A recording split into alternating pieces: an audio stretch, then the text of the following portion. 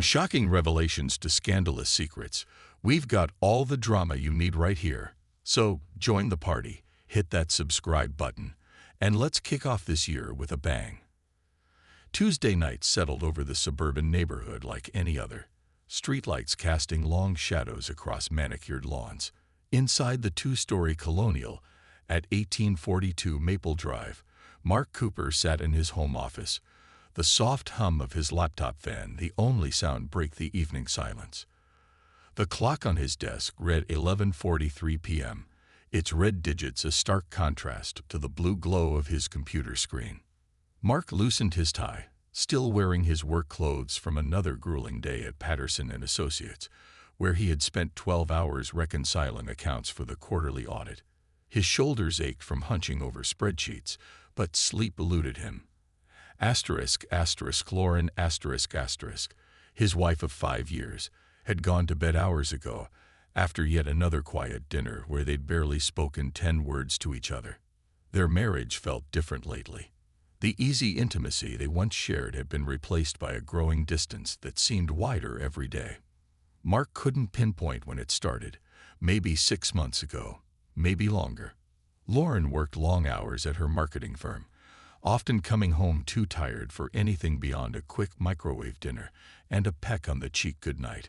Mark's fingers moved restlessly across the trackpad, clicking through news sites and social media without really seeing them. A banner ad caught his attention, its gaudy colors promising relief from loneliness. He hesitated, shame and desire warring in his mind.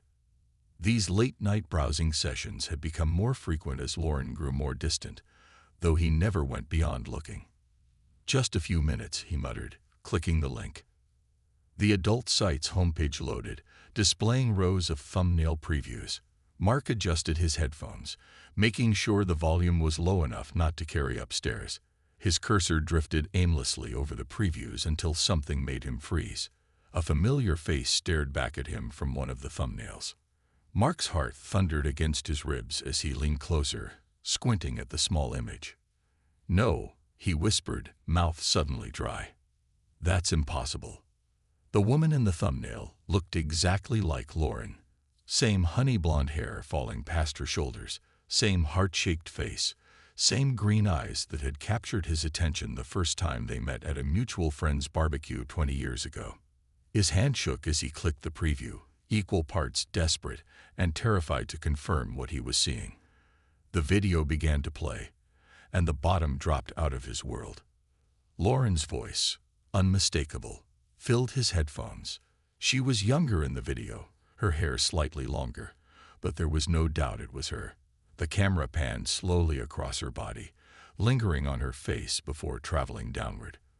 When it reached her left hip, Mark saw the crescent-shaped birthmark he had traced with his fingers countless times. 3 men surrounded her, their faces clearly visible in the harsh lighting. The scene that unfolded made Mark's stomach heave. Lauren's voice, usually so proper and controlled, spoke words that cut him like knives. She smiled at the camera and at these strangers with a disturbing eagerness. "Oh God," he choked, yanking off his headphones. He barely made it to the adjoining bathroom before emptying his stomach into the toilet, wave after wave of nausea hitting him as his mind replayed what he'd seen. The bitter aftertaste filled his mouth as he retched, tears streaming down his face. After what felt like hours, Mark pulled himself up from the cold bathroom floor. His legs trembled as he braced himself against the sink, unable to meet his own reflection. He rinsed his mouth and splashed cold water on his face, trying to wash away the images burned into his brain, but they persisted in an endless loop. Lauren with those men, Lauren smiling, Lauren doing things that made him want to scream. He stumbled back into his office. The video had ended, but the thumbnail remained, mocking him. He forced himself to look at it again, desperate to find some detail that would prove it wasn't really Lauren. The timestamp showed it had been uploaded 4 years ago, before they were married, but still well into their long-term relationship. 15 years together by that point. While Mark had been working late nights to save up for her engagement ring, Lauren had been. He slammed the laptop shut with enough force to crack the screen.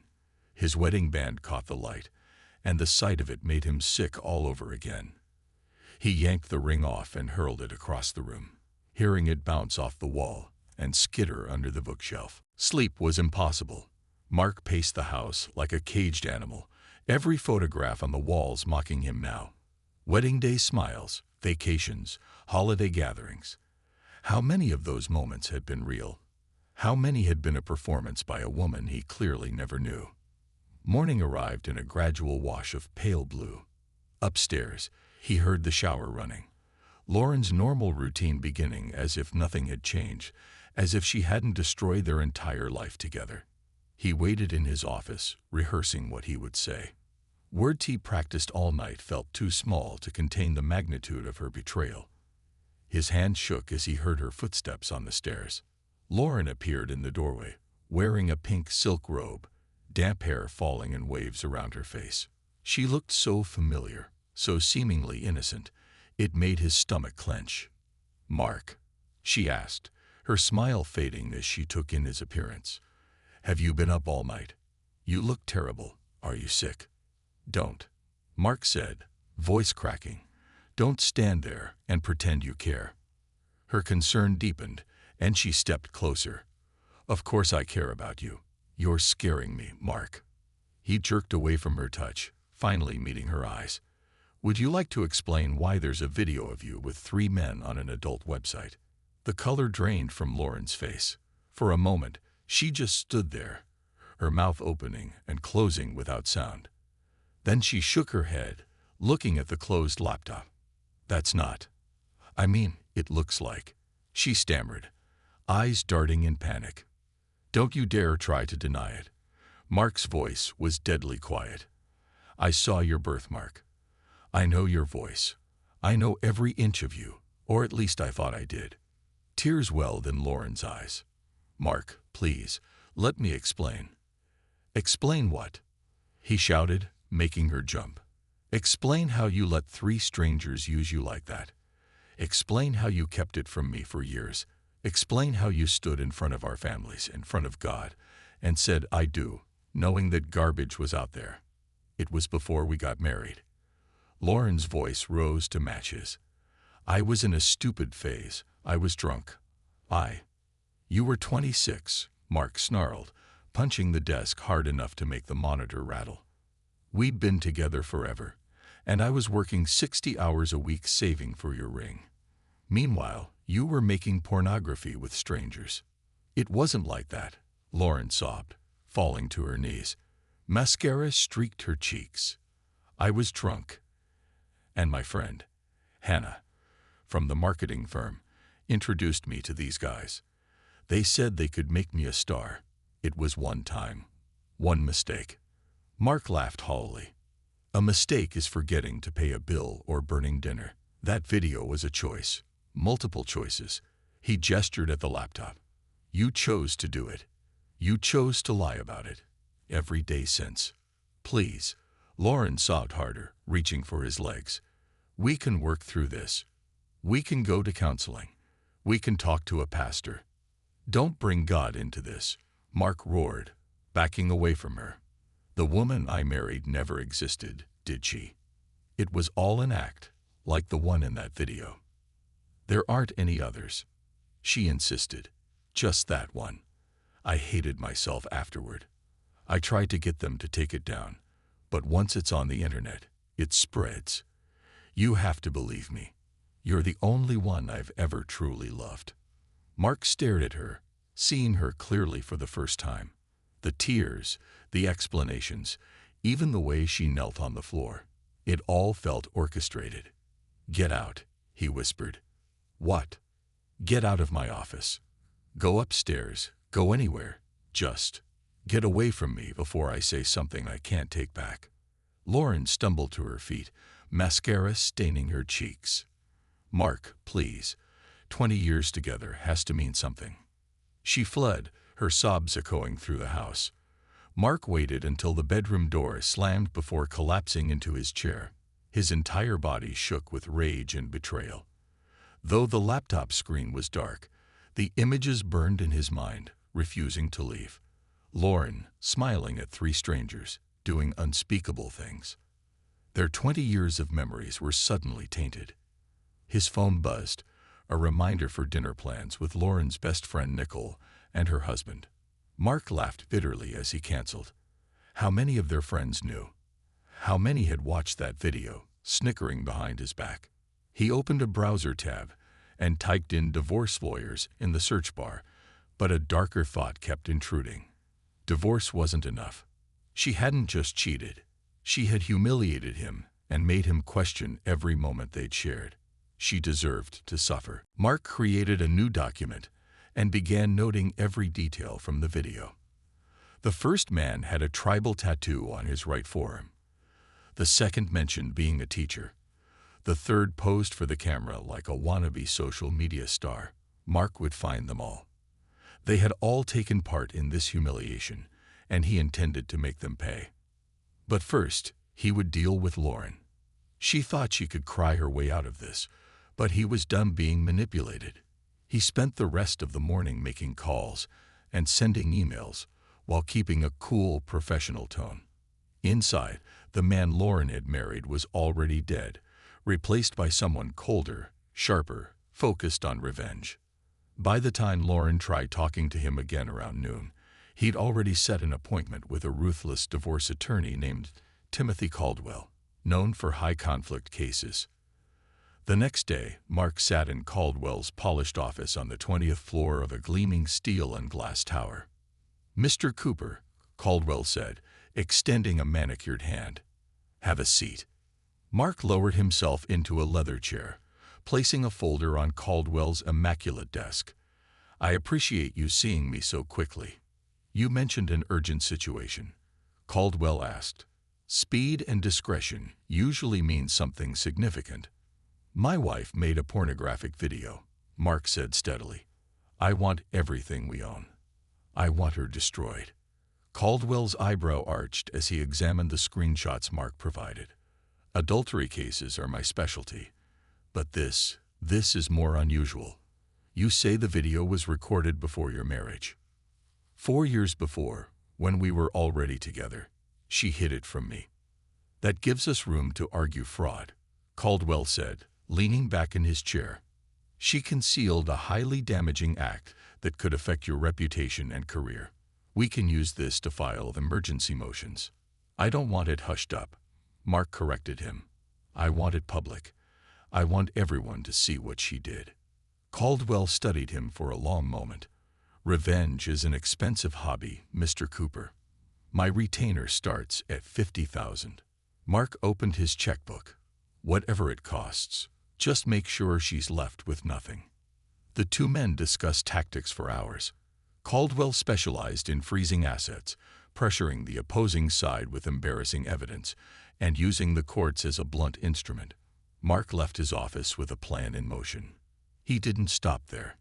Using a public computer at the library, he began methodically uncovering the identities of the three men. The real estate developer with the tribal tattoo was Henry King, a so-called pillar of the community, wealthy and well-connected, but with skeletons in his business dealings.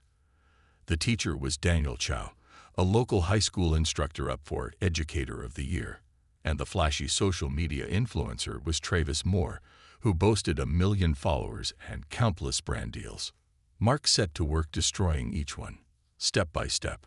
For Henry King, he uncovered dangerous worksite violations, bribes to city officials, and hush money. He sent thick evidence packages to the district attorney, the occupational safety and health authorities, and multiple news stations. By evening, Henry King was all over the news, refusing to answer reporter questions as the camera lights glared in his face. Daniel Chow required a more delicate setup. Mark spent days forging a digital trail implicating the teacher in serious wrongdoing, then fed the details to school authorities. Chow was led out of his classroom in handcuffs while news cameras rolled. Travis Moore was easy. Mark exposed his empire of fake followers and fraudulent brand deals. Sponsors demanded refunds, and his 1 million followers evaporated in a week. Lauren, meanwhile, discovered their accounts frozen, her job threatened by anonymous emails containing video stills. Whenever she begged Mark to stop, he reminded her exactly why he was doing this. "I know them," she cried one evening, voice shaking. "They have families. You can't ruin their lives just because." "Because you ruined mine," Mark said coldly. "Yes, Lauren, I can." Within weeks, Henry King faced federal charges, his company collapsing. Daniel Chow's marriage fell apart under the weight of the investigation, and Travis Moore lost every sponsor, his online reputation in ruins. Lauren's own marketing career ended when the same video links reached her employers and her church group. She signed divorce papers under extreme pressure from Mark's attorney, giving up all claims to their home and savings just to avoid an even bigger public scandal. Mark leaked portions of the video anyway, sending it to her family and closest friends. Lauren called him in tears, furious, and broken over losing her job. "Actions have consequences," he told her flatly before ending the call. When the police finally showed interest, an investigator named Claire Sullivan suspected a single mastermind behind these separate takedowns. Mark realized his campaign had been almost too flawless. Subtle patterns in the anonymous tips led them to suspect a revenge motive. But he had planned for this eventuality. He had a go bag with cash and new IDs, plus carefully hidden proceeds from their house sale. The moment Detective Sullivan and a squad car showed up at his office, Mark took the back stairs to the parking garage, hopped into his car, and drove away. He ignored Lauren's frantic calls, as well as those from Travis Moore, threatening lawsuits for assault after a brief office confrontation. Mark tossed his phone out the car window, watching it shatter on the asphalt. In his rearview mirror, he imagined the devastation behind him. Henry King in the hospital, his empire gone. Daniel Chow facing prison time, abandoned by colleagues and family. Travis Moore's carefully curated social media kingdom in flames. Lauren, ostracized and penniless, her video plastered everywhere she turned. She had betrayed him, and now they had all paid. Justice, of a sort, was served. Rain pelted the windshield as Mark crossed the state line, leaving his old life behind. The man who had once trusted and loved Lauren was dead, replaced by someone who understood that trust was for fools. Love, just another weapon. Let Detective Sullivan chase his trail if she could. Let Lauren grieve for the old Mark, the one she had deceived and destroyed. He was gone, and only vengeance remained. Nothing tied him down anymore. Somewhere far ahead lay a new life under a new name. A life free from the lies and betrayals. As for the aftermath, he left that in ruins behind him. He pressed the accelerator, the engine roaring against the storm. In the rearview mirror, the city's lights faded into the night. The perfect husband had died the moment he saw that video. Now, only the Avenger remained, disappearing into the darkness with the rain wiping away any trace he had ever been there.